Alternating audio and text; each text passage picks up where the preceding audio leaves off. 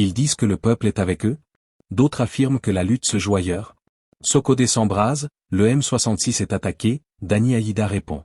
Aujourd'hui sur Afrique 7, on vous dit tout, sans filtre. Le Togo traverse une nouvelle phase de tension politique. À Sokodé, la jeunesse s'est massivement mobilisée, provoquant de vives réactions sur la scène politique. VDP Togo affirme que cette mobilisation prouve que le vrai peuple est du côté du PCM, tout en critiquant le mouvement M66, accusé d'agitation uniquement sur les réseaux sociaux. De son côté, Dani Aïda prend la défense du M66, met en avant ses points forts et salue l'engagement de ces jeunes qui se sont lancés dans la lutte sans formation politique classique. Mobilisation populaire, guerre de communication, nouvelle génération politique. Qui dit vrai? Regardez la vidéo jusqu'à la fin et partagez votre avis en commentaire. Les gars, c'est gâté, c'est gâté, c'est gâté. Moi-même, je viens du sport. Je transpire grave. Fainéant agité, Zagabambou, Tobevi Petou, Roméo Monkey, Kodjovi Tongroin, Jenny Jemisseuse. Toute la clique qui se fait passer pour ceux qui ont le monopole du peuple. C'est ça qu'on appelle le peuple. Quand il y a arrangement, ça fait mal à quelqu'un. C'est ça qu'on appelle le peuple. C'est ce côté seulement ça. C'est ce côté seulement ça. On a dit sport, footing citoyen, action citoyenne. Derrière un seul nom. Derrière un seul nom. Dès qu'on a créé Boy, tous derrière le président du conseil, son excellence M. Ford et Swazimna Nyassimbe, toute la route est belle. Le terrain est rempli. Là voilà. C'est ça qu'on appelle mobilisation. Voilà. C'est juste pour le footing. C'est juste pour le footing. Le PC lui-même n'est même pas là-bas. Démonstration de force. Voilà, c'est ça. On appelle ça adhésion absolue. Intégration complète, totale. Engagement à 100%. Ça se démontre. Tout ceci à 0 francs. Juste l'organisation, ce qu'on appelle organiser. Le peuple a compris. Le peuple s'intègre. Le peuple s'y adhère. Et le peuple sort. C'est ça. C'est ce côté, c'est vraiment ça. Un ministère délégué de la jeunesse et des sports a lancé le footing citoyen de la jeunesse à Sokodé. À l'occasion de la 31e édition de la journée nationale du sport. En ce jour 31 janvier 2026. Vous voyez non, les similitudes. 31e édition et 31 janvier. Il n'y a rien au hasard. Avec le PC, tout sonne bien. Au total, pas moins de 20 000 jeunes mobilisés derrière le ministère, en l'occurrence derrière le PC. Un seul nom a suffi pour que 20 000 jeunes se réunissent, se mobilisent pour se mettre tous sur les pistes pour faire le sport. Moi-même, je viens de là. Vous voyez non? J'ai fait footing là grave même, toute la journée. C'est de ça qu'il s'agit. Il faut avoir un peuple en bonne santé. Ça, il va aussi de la santé psychologique, afin que M66 ne s'aime pas du n'importe quoi, afin que Fainéant agité ne manipule pas. C'est très important. C'est ça qu'on appelle le peuple. Vous avez vu le peuple? De vous à nous. Qui a la majorité du peuple derrière lui? Qui d'ailleurs même a le monopole du peuple? Et qui est habilité à parler et prendre des décisions au nom du peuple?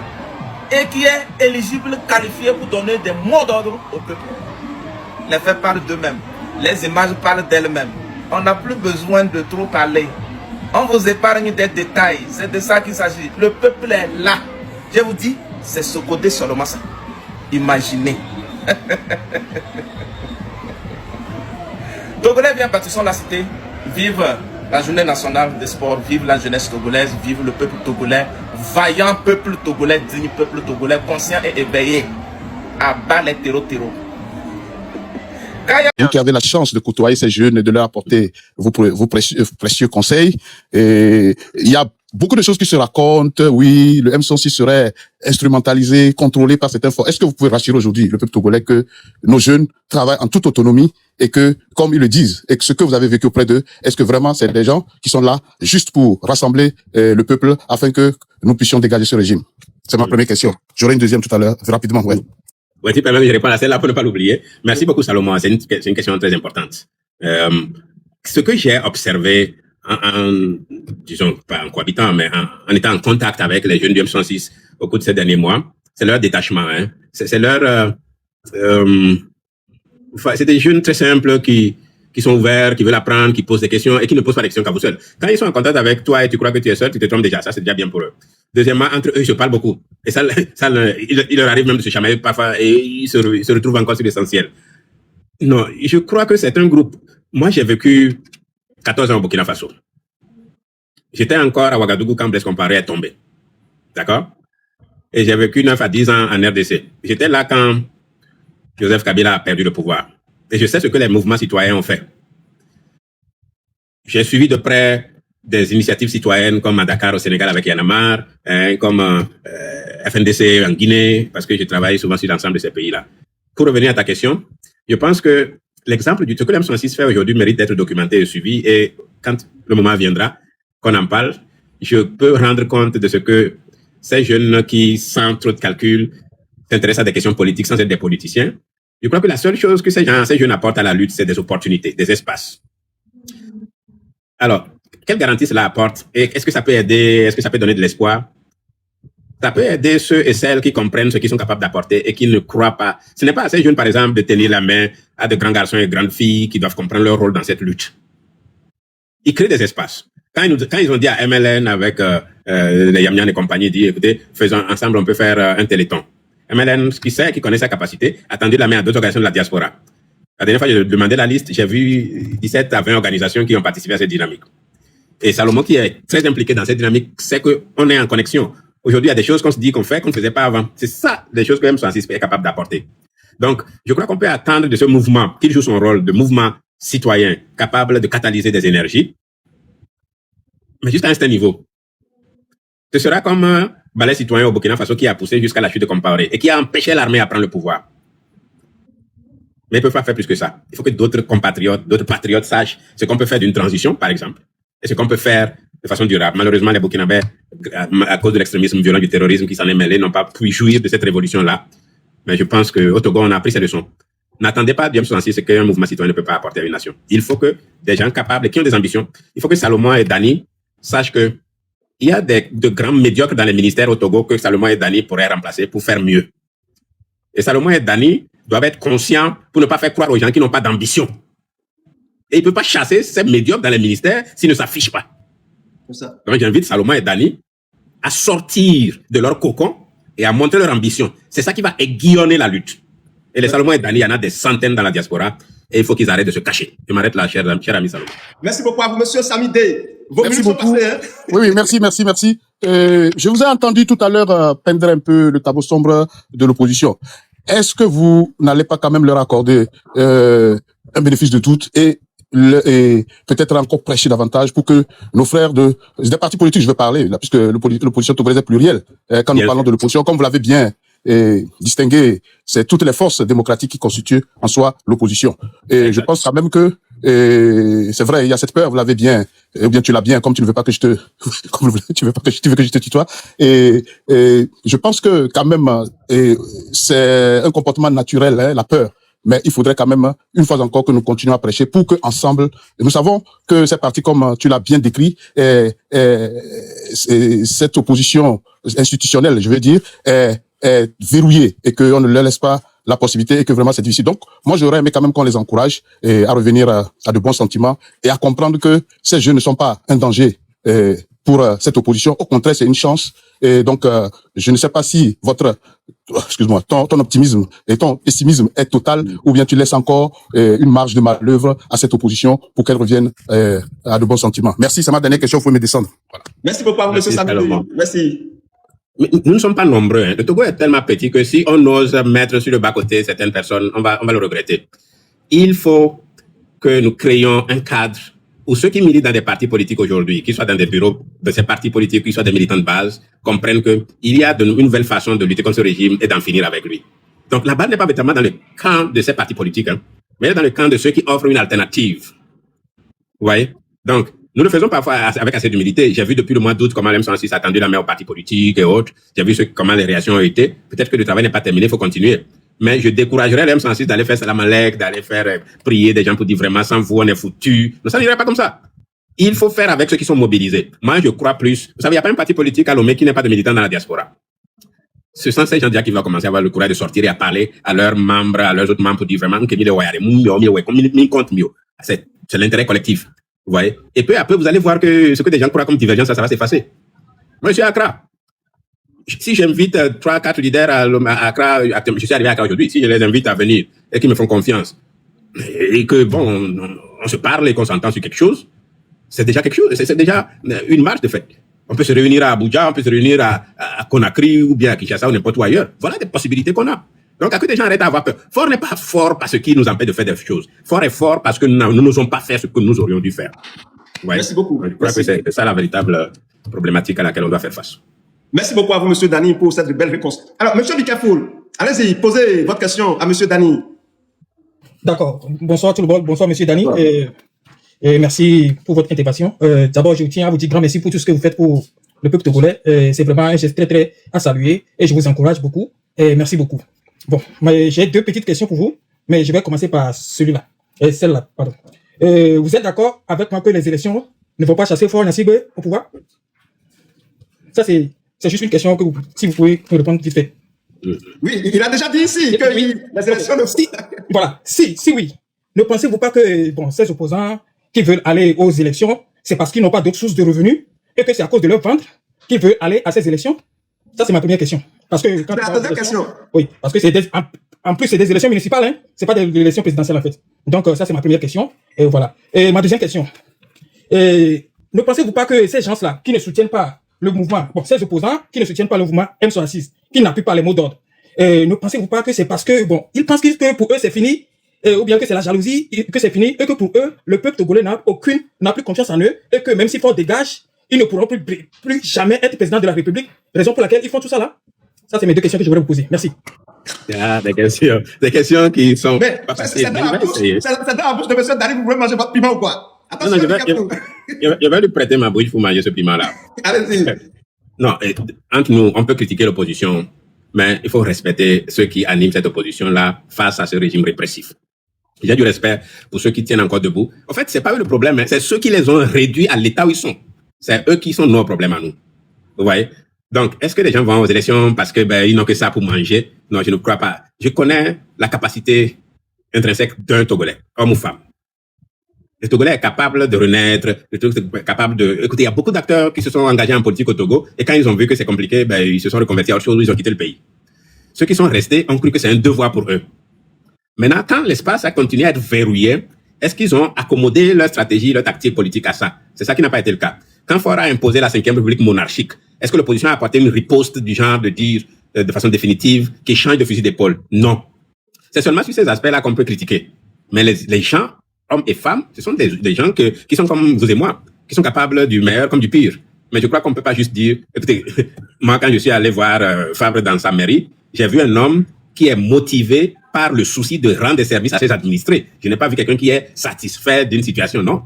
Et Fabre, ça fait longtemps que je le fréquentais et on était en contact pendant longtemps, on s'appelle et autres. Donc je respecte ce monsieur. Quand je vois Brigitte Adjamagbo, par exemple, ou d'autres, je vois que ce sont des gens qui auraient aimé être en compétition et gagner une élection contre Faure Gnassingbé. Sauf que le nouveau système dit qu'il n'y a même plus d'élection présidentielle.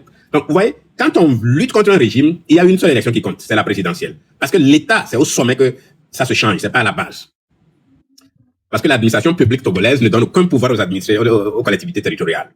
Donc quand il en est ainsi, on dit, ça c'est vraiment le service minimum qu'on fait. Donc ce que moi j'attends de ces partis politiques, c'est de nous dire franchement qu'en étant dans leur posture actuelle, ils ne font pas le maximum dont ils sont capables. Et qu'ils soient ouverts à faire autre chose, y compris à braver ce régime. Moi j'aimerais voir au moins 5 ou 6 leaders politiques en prison actuellement. C'est ça qui fragilise le régime de dictature. Mais quand ils ne vous inquiètent pas, ça veut dire que vous ne pesez rien. Donc il faut les braver. Vous voyez? Donc tant que vous ne les dérangez pas, ça veut dire que vous comptez pour rien. Je ne dis pas ça parce que je ne suis pas à Lomé. Mais nous sommes inquiétés. Moi, je suis de la diaspora africaine, je suis dans la sous-région.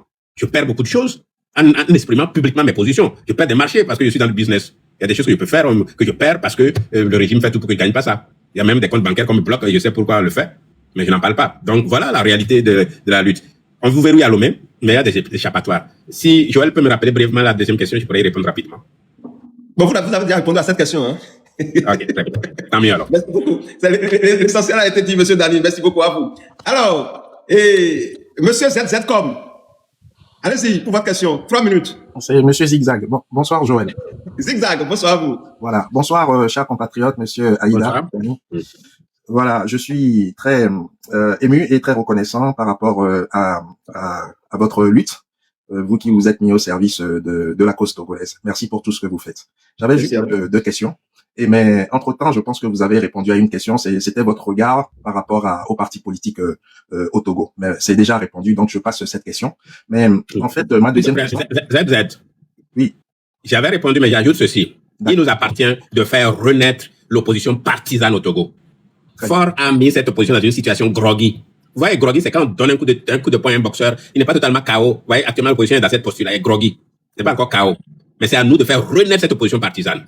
Jusqu'à ce que Faure ait le courage, par exemple, de supprimer tous les partis politiques. Et là, on saura qu'il est devenu un monarque. Et puisque nous, on ne se reconnaît pas comme ses sujets, ben, il saura de quel bois nous nous chauffons. Voilà, je vous retourne la parole. D'accord, ok, très bien. En tout cas, merci. Parce que ça sera quand même fort de supprimer tous les partis politiques au Togo. Là, on atteindra le compte. Ça, c'est sûr. Ma dernière question, pour être rapide.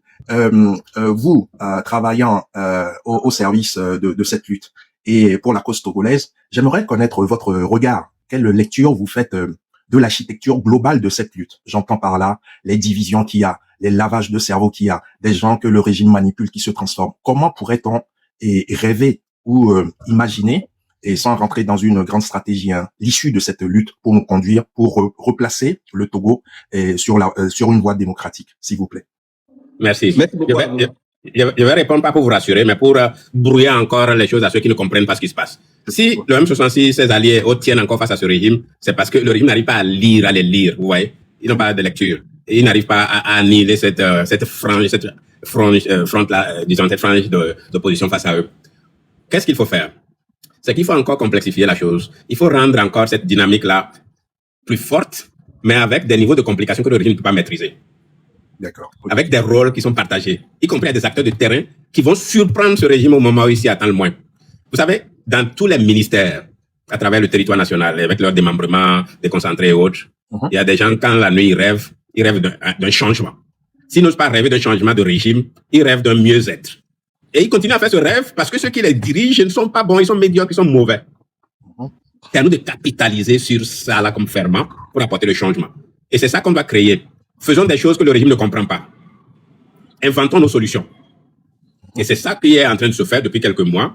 Il y avait des tentatives par le passé. La diaspora avait tenté des choses, mais n'est pas allée loin. Parce que la diaspora était très paresseuse avant. Oui.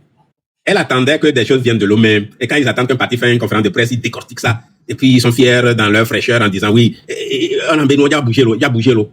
Parce qu'ils savent pas qu'eux, ils ont aussi un rôle à jouer. Mais maintenant que Faure a réussi à fragiliser au maximum nos frères et sœurs au pays, la balle est dans le camp de la diaspora.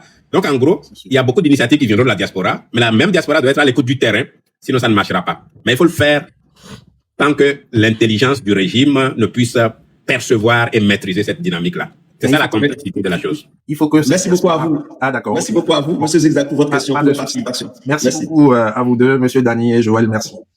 Merci. Merci beaucoup. Merci. Alors, monsieur Eric Valls. Oui, merci Joël. Merci pour tout le bloc que tu abats pour le Togo. Bonsoir à vous, monsieur Dany. Merci énormément de vous être engagé autant. Je crois qu'aujourd'hui, vous avez un rôle formidable. C'est que beaucoup de jeunes qui vous découvrent croient en vous et votre manière d'expliquer les choses. Ils y adhèrent et il serait important que vous veniez de temps en temps parler sur les réseaux pour pouvoir véhiculer votre message et faire comprendre aux jeunes de quoi ils retournent. J'aimerais vous poser une question. Je crois que vous l'avez effleuré, mais au début de ce mouvement, j'ai toujours pensé qu'il faut forcément une rencontre en présentiel entre les acteurs du terrain et ceux de la diaspora. Mais qu'est-ce qui empêche tant cette rencontre? Pourquoi on n'y va pas? Ça, c'est ma première question. Très belle question, monsieur Eric. Applaudissez pour monsieur Eric dans les commentaires, s'il vous plaît. Voilà, ça, c'est ma première question. La deuxième question, je vais la poser après, parce que c'est une question que mon grand frère Segnatao m'a soufflé. Et je vais vous la poser après, parce que la première, elle est mienne, elle est importante pour moi. J'aimerais savoir pourquoi on ne va pas à cette rencontre en présentiel avec les acteurs de terrain. Voilà. Parce qu'il fallait une démarche méthodologique pour savoir qui on réunit. Vous savez, il n'y a que à partir de mai, avec les prises de parole de Nyakade, avec Cameron qui s'y est mis et avec les jeunes blogueurs qui sont devenus après M66, pour que le peuple reprenne la voie. La contestation du régime a existé depuis toujours, hein. Mais face à la 5e République, ce n'est que maintenant. Il y a une façon de lutter contre Fort Gnassingbé et à descendre plus bas jusqu'à Gnassingbé et Adema. Cette façon n'est plus possible face à la 5e République. Déjà, il faut que tout le monde comprenne ça.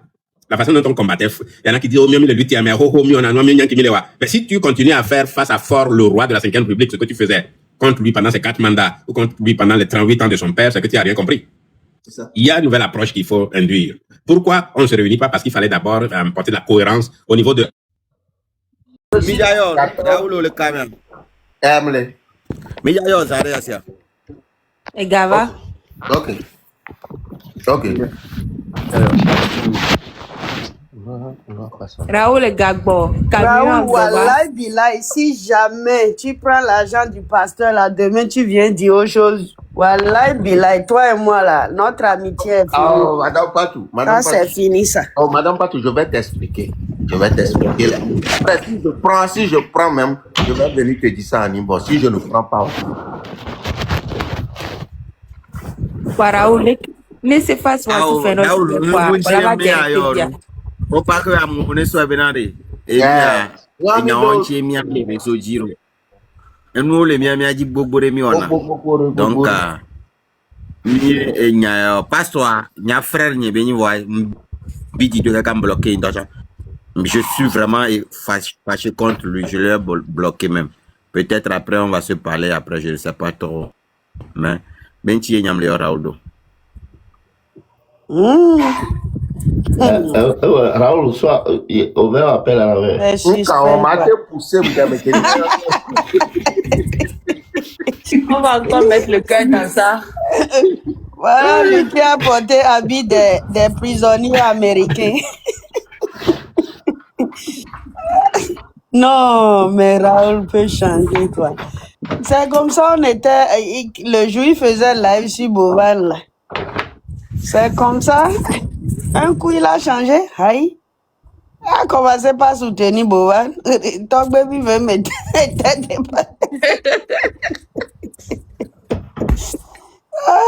quand j'ai dit Bovan va l'appeler tout à l'heure pour lui donner à manger, c'est fini. 21 77 641 05 77 plus 221. Ouais, Momo. Ouais, lui, on a d'accord, on a fait là. Ok, couper trop, on a d'accord.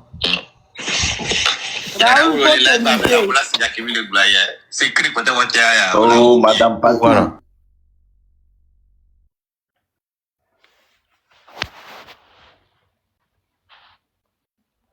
Baby, tu n'es pas dedans.